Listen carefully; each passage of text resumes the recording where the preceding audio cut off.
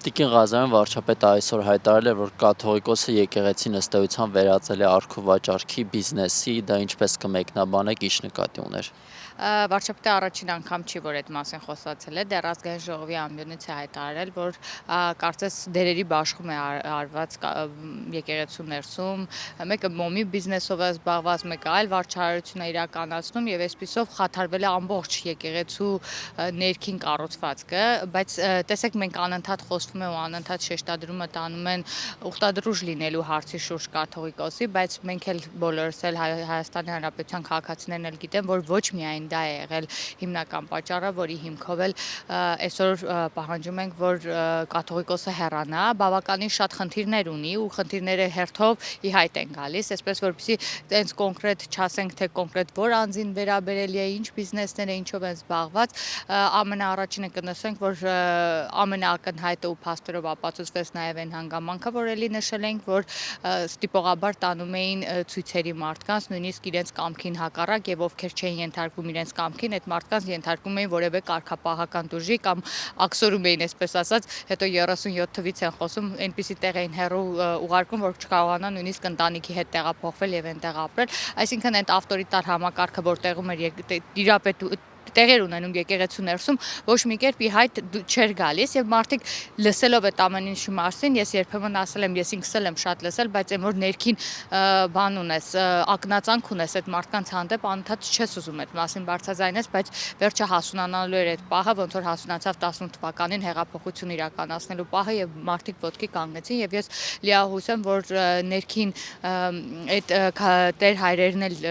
կմիավորվեն, այն մարդիկ, որոնք իրապես կարծում են, որ իրենց հանդեպ անարդար են վարվել, իրենց ստիպել են, իրենց օգտագործել են, իրենց իրավունքները, այսպես ասած, massայաբար խախտվել է, կկանգնեն Տեր Արամի կողքին եւ մյուս այն քահանաների կողքին, ովքեր վերցրեցին իրենց վրա պատասխանատվություն ճիշտը խոսելու, բացը խոսելու եւ ներկայացնելու այն խնդիրները, որոնք կան եկեղեցու ներսում։ Պետք է ասել, որ ինչքան է սահմանադրությամբ սահմանված է, որ եկեղեցին անջատ է պետությունից, բայց եկեղեցում ծառայում են Հայաստանի Հանրապետության քաղաքացիները եւ այս դարում, այս պայմաններում ապրել այդպիսի պայմաններում կարծում եմ այդ մարդկանց համար շատ դժվար է ու դժվար համակերպվելի եւ հետեւաբար ինչքան էլ փորձենք այս նուրբ գիծը կա, որ պետք է չխառնվենք իրար կյանքին, բայց այնուամենայնիվ պետք է օգնենք մեր քաղաքացիներին։ Մոմի վաճառքից զատ այս տարիների ընթացքում լսել ենք X սուպերմարկետի մասին, որ պատկանում է կաթողիկոսին կամ ինչ-որ բիզնեսի, բայց փաստեր այդ առումով չեն հրապարակվել իրական տերերի մասով։ Կարող է նման իշխանությունը նման քայլի գնա օրինակ։ Տեսեք հիմա, քանի որ ուշադրության կենտրոնում են, կարծես քիչ-քիչ փաստերն էլ իրենց հերթին են ի հայտ գալիս, երբեմն այդ փաստերը վերագրում են, որ տեսեք իշխանական մասն է, այս փաստային մասը հրապարակում, բայց ես կարող եմ ձեզ վստահեցնել, որ բավականին շատ փաստեր կա, որ հենց եկեղեցու ներսից էլ դուրս են գալիս, վերջին ամենաարատավորը, որ ես ինքս էլ օգտվելով առիթից պետք է ասեմ, անձնական կյանքի միջամտության հարցեր դիտարկում նաև այն տեսագրությունները, որոնք որ տարածվեցին X քահանայի վերաբերյալ, արքեպիսկոպոսի վերաբերյալ, այնուամենայնիվ այսպես ասած արքեպիսկոպոսի, որովհետև ինչպես գիտեք, առաջինը իրենք են իրենց կանոնակիրքը խախտել եւ նման խախտումներով եկեղեցականները չեն կարող նման կոչման արժանանալ, այնուամենայնիվ սպասենք տեսնենք ինչպիսի ընթացք կլինի, բայց ես կարծում եմ, որ Ես այդ մասով հարց ունեմ, օրինակ Լիլիթ Գալստյանը դաշնակցական նշում է, որ այդ ձայնագրությունները, տեսանյութերը, դրանց անդրադառնալը վարչապետի կողմից սահմանադրության խախտում է մարդու անձնական կյանքի, նաև եկեղեցի պետությունից անջատ է այդ մասով։ Դե տեսեք, իրանք անընդհատ փորձում են ինչ արատավոր երևույթ Հայաստանի Հանրապետությունում կատարվում է կապել վարչապետի, կապել իշխող ուժի հետ, հիմնականում նպատակ ունենալով արատավորել մեր բարի համբավը, այս դեպքում էլ իրանք խախտում են մեր անմեղության կանխավարկածը այդ հարցերի շուրջ։ Հայաստանի Հանրապետության քաղաքացի ենք ու վարչապետը միշտ ասել է, այն ինչ հարցեր, որոնք վերաբերվում են եկեղեցուն, ես չեմ դիտարկվում որպես Հայաստանի Հանրապետության վարչապետ, ես ինձ համարում եմ որպես Հայաստանյան Առաքելական Սուրբ Եկեղեցու հետևորդ, այնպես ինչպես ես ինքս նույնպես այդ մղումով եմ առաջ գնում եւ այո, մենք այսօր ունենք լուրջ խնդիր, մեր Հայաստանի Հանրապետության քաղաքացիները խզվածություն ունեն եկեղեցու հետ ու գուցե պատճառն էլ հենց դա է։ ու բոլորը գիտեն խնդիրների վերաբերյալ, բոլորը գիտեն մոմի վաճառքների վերաբերյալ, որևէ եկեղեցու մոտ փորձեն որևէ քաղաքացի որոշել մոմ վաճառել կամ ինչ որ նման գործունեություն անմիջապես կարգելակեն, կասեն, որ էս ինչ մարդուն է գործ ունես, այսինքն այդ մոնոպոլիան էլի կա, լսում ենք բավականին շատ այսպես բաներ ենք լսում, բայց երբ որ հետո գնում է փաստերով ապացուցում, այդ փաստերը տեսեք Նաթանի եւ Տերաղանի միջև խոսակցությունը վստահաբար, չէ,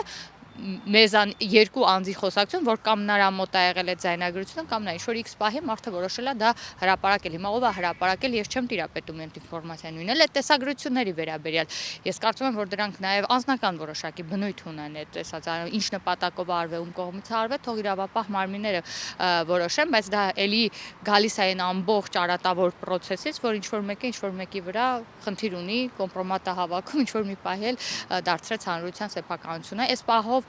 մենք արդեն ասել ենք, արդարադատության նախարարությունն էլ նշեց, որ անձնական տվյալների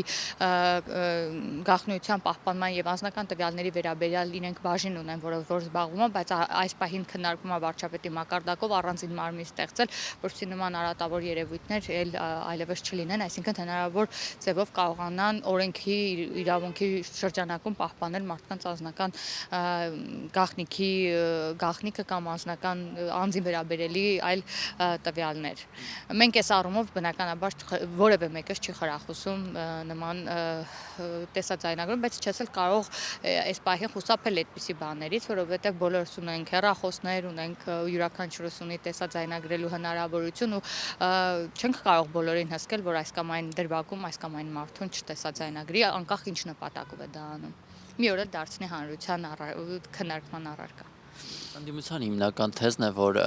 Գարեգին Բ-ի այդ կուսակրոնության թեմայից խոսելը ոչ բարոյական է առհասարակ, դրա համար էլ եկեղեցին չի անդրադառնում դրան, նաև իրենք անընդհատ նշում են, որ Գարեգին Բ-ն քանի որ խոսել էր Շվեյցարիայում ԼՂ բնակիչների վերադարձի մասին, դրանից հետո իր դեմ արշավ է սկսվել։ Շատ վատ է, որ տեսեք, որ հարցի հետ են կապում, ընդհանրապես մեկը մեկի հետ կապ չունի։ Մենք պետք է իրատեսական լինենք։ Իրականում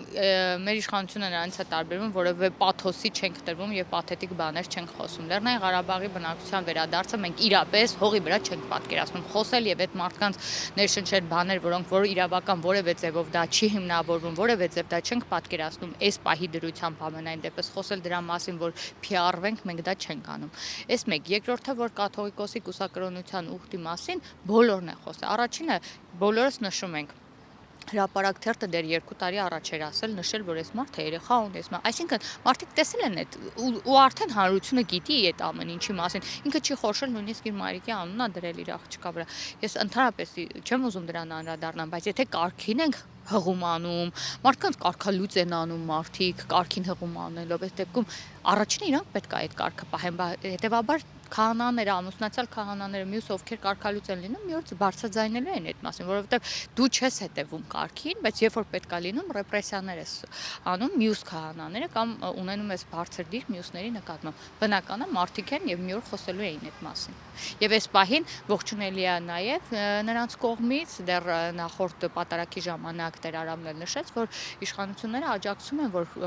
ազատ խոսքը ի վերջո իրապես եկեղեցու ներսում էլ լինի, մարդիկ կարողանան հասանելի լինեն իրանց իրավունքը իրացնելուն։ Ու դա շատ լավ է ու շատ կարևոր է, որովհետև ելի եմ նշում, Տեր Արամն էլ Հայաստանի Հանրապետության քաղաքացի է եւ չպետք է ապրի այդպիսի ճնշումներով։ Տեր Թադեն այսօր հայտարարել էր, որ Հովանավանքում գալու է այս կիրակի պատարագին, դուք ինչ եք կարծում, հնարավոր է այլ հոգևորականներ, քահանաներ միանան ու հենց սրանով է, որ վարչապետը փորձելու է Վեհրանը ազատել Գարեգին Բ-ից։ Ոչ միայն, այլ նաև մարդկանց մոտ, քաղաքացիների մոտ, միշտ ինձ նշում են ինչու եք դուք քաղաքացիների անունից խոսում, ես վստահաբար ասում եմ, որ այն մարդկանցից եմ, որ 2 անգամ հարց եմ բարձրացրել, եղել եմ Հովանավանքում, շփվում եմ մարդկանց հետ, մարդիկ հաճախ են ինձ այս հարցով դիմում եւ բոլորը ունեն կոնսենսուս այս հարցի շուրջ, որ իրապես արդեն վաղուց ժամանակներ կաթողիկոսի գնալուն եւ ես իմ ելույթներում եմ նշել, երբ որ ինքը իրեն հայտարարում է ամենայն հայոց կաթողիկոս Հայաստանի Հանրապետության որևէ քաղաքացի իրեն չի ընտրել կաթողիկոս, հետևաբար ու որևէ դժվարին պահին իրեն չի տեսել իրենց կողքին, եղել են շատ իրոք արժանի եկեղեցականներ, որոնք եղել են թե պատերազմի ժամանակ մեր հայրենակիցների կողքին եւ տեսել ենք իրանց մեր մեջ, մեր հետ, մեր կողքին, բայց ոչ մեկ չի խոսում այս ընթացքում կաթողիկոսի որևէ տեղ լինելու մասին։ Մենակ տեսնում ենք քաղաքական լուրջ գործունեություն իրականացնելու մասին։ Հիմա մեր առաջարկը հետեւյալն է, եթե դու քաղաքական գործիչ ես, արի պարոն Ռուբինյանն է շատ լավ ասում, քարը փեշիցը թափի, կուսակցություն բացի, մտի քաղաքական պայքարի մեջ 2026 թվականին էլ առաջադրվի որպես վարչապետի թեկնածու, տեսնենք ինչքանով կդառնաս ամենայն հայոց առաջնորդ, որ այդպես քեզ կոչում ես։ Հնարավոր միջև ընտրությունները վեհարանից ի վերջո Գարեգին Բնհեռանը։ Դա այնպիսի գործընթաց է, որ պետքա ընթանա բնականon հունով։ Թող ընթանա, տեսնենք ժողովուրդը ինչպիսի դիրքորոշում կունենա, վերջապես կհասկանանք ինքը ինչպիսի դիրքորոշում կհասկանա, վերջապես իրեն հասու կլինի, որ իրապես մարդիկ իրան չեն ընդունում որպես կաթողիկոս։ Իրեն հասու կլինի, որ որպես կաթողիկոս ինքը պետքա կանոնակարգը պահի առաջին հերթին հենց ինքը օրինակ ծառայի։ Դա էլ բարոյականության մի շեմ է, տեսնենք ինչքան կունենա։ Դավիթ Համբարձումյանի ձերբակալությունը ինչպես սպասվում էր, հանրապետականները համարում են քաղաքական հետապնդում, օրինակ հանրապետականներից մեկը նշում էր, որ սա իշխանության վախերն են, վտանգ են զգում Դավիթ Համբարձումյանից, դրա համար էլ ձերբակալեցին միանգամից։ Ուզում եմ հասկանամ Դավիթ Համբարձումյանը ով է, որ իշխանությունը վտանգ զգա Դավիթ Համբարձումյանից։ Դավիթ Համբարձումյանը ընդամենը համայնքապետ է, ընդամենը մի մարդով հեղափոխության ժամանակ ուսանողների վրա է քշել, փորձել, չգիտեմ, կարծեմ այդ դեպքով է նաև այս գործը զենք օգտագործել եւ այլն, ինչպես նաև մի բանով է հայտնի, որ Վովայի Աշակի Փեսանավ, վերջ, այդքանը։ Ասենք ինչից պետքա այդ մի քաղաքական հայտեր դենց ներկայացրել, մի կոնսոլիդացիա ուներ։ Ուղղակի արատավոր հատկություն ունեն մեր ընդդիմադիրները, ինչ են անում, երբ որ տեսնում են, որ մարդը հեսա վճիռ կկայացվի ու ինքը հանցագործ կհամարվի, ինչ անեն, որպեսզի ել վնասեն իշխանությանը, բերում են այդ ամենացցուն օրինակին դնում են, ասենք իմպիչմենտում որպես վարչապետի, թե շատ լավ հստակ իմանալով, այն որ չեմ կասկածում, որ հեսա վճիռը կկայացվի, իրանք մեզնից լավ են տեղյակ ու մասով ինչքան քրեական գործ կա, վերջը ինչա լինում։ Մենք նմանատիպ օրինակներ ունենք, Դավիթ Համբարձումյանը ունենք, Վարդանիկ, այն որ ամենաթարմ օրինակներն են, ինչա Վարդանիկի վրա գործեր չկար, մինչև այդ որ դարձավ համայնքի ղեկավար, իհարկե կար, նույնն էլ Դավիթ Համբարձումյանը իհարկե կար ու գալու էր այդ պահը, որ դատարանը վճիռ էր կայացնելու։ Այո, դատարանի դանդաղ աշխատանքի վերաբերյալ մենք էլ շատ ենք խոսել ու հիմա ամեն թևով փորձում ենք թե վարչապետն իր կողմից, թե մենք որպես օրենսդիր մարմին աշխատում ենք, որպեսզի հնարավորինս այդ դատական process-ները, բայց ընդհանցակարգ ունի, երբեմն դատերը հանգուցած տեսակ Արարատ Միրզոյանի դեպքի վերաբերյալ վճիռ նոր է կայացվել 2020 թվականից այսօր համարյա 6 տարի էլ 5 տարի եւ ավել այդ գործն է շարունակվում հազիվ մի հոգու վերաբերյալ մի հատ վճիռ կայացվեց այնպես որ process-ները որոնք ընթացք են պարահանջում են որ նշում են անդադ 7.5 տարի բաղանեիք բայսկոմ բայկոմ այս ընթացքն էլ 7 տարի է տևել բայց վճիռը կայացվել է Տեսեք Մարգարիտ Եսյանն ասում է, որ ինքը գիտի կան ԿՊԱ-կաններ, 7 ԿՊԱ-կաններ, ովքեր պատրաստ են իմպիչմենտի գործընթացին միանալ։ Ես նման ԿՊԱ-կանների չեմ ճանաչում, ես միշտ ասում եմ, ես այնքան վստահ եմ մեր падգամավորների եւ մեր կուսակցության յուրաքանչյուր անդամին, որ վստահաբար կարող եմ ասել Մարգարիտ Եսյանը ինքնախապեյության մեջ է կամ ինչ-որ երազատեսել մաքսիմում։ Վաղար շաբաթում, քանի որ նախընտրական process-ները ակտիվ փուլում են, ձեր թեկնածուի շուրջ նրա վարկանիշը ինչպես կգնահատեք ընտրություններում, արդյոք օրինակ 50+1 ձայն կհավաքի։ Մեր տեխնացուն վստահ եմ, որ կհավաքի 50+1 եւ ավել նույնիսկ ձայն, որովհետեւ այն բոլոր բաները, բացի այն, որ շատ բարոյական, շատ կիրթ, շատ ժողովրդի համար ընկալելի տեխնացու եւ որևէ նման բան աղատավոր երևույթների հետ առհասարակ կապ չկա, առհասարակ այնպիսի մարդ է, որ ընկալելի է իշխանացնի ժողովրդի կողմից եւ ես կարծում եմ, որ ու համեմատաբար այն տեխնացուներին, որոնք որ հիմնական փորձում են ընդդիմադիր դիրքում այսպես իրանց դիրքավորել, միանշանակ վստահ եմ մեր տեխնացուն ունի զգալի առավելություն նրանց նկատմամբ ու այստեղ էլ նույնիսկ նույն process-ը ունենք տեխնացուներ, որ պետության վրա են հայտնվել 2020 թվականին կառավարության շերտք են մտել, մարդիկ, որոնք պետական գույք են փչացրել, այսօր էլի առաջադրվել է նույն բաների ուժերի կողմից տեխնացու ու վստահ եմ, որ իրանք դες փառահեղ տեխնացուներ ունեն։ Շատ ամոթ է ու շատ եմ խղճում, որ իրանք միակույսը այդպիսի տեխնացուներն են։ Չգիտեմ, իրենք իրանք ինքնավնասելու այս գործընթացը երբ են ուղակի կանգնեցնելու, որովհետև անընդհատ այդպիսի քրեական անցյալով մարդկանց բերելու առաջին գիծ մղել, որպեսզի հետո ասեն քաղ բանտարկյալ են, շատ ծիծաղելի է իրանք կողմից։ Իրանք փչացնում են ավելի շատ իրենց չեղած վարկանիշը, ասենց կասեմ։ Շնորհակալություն։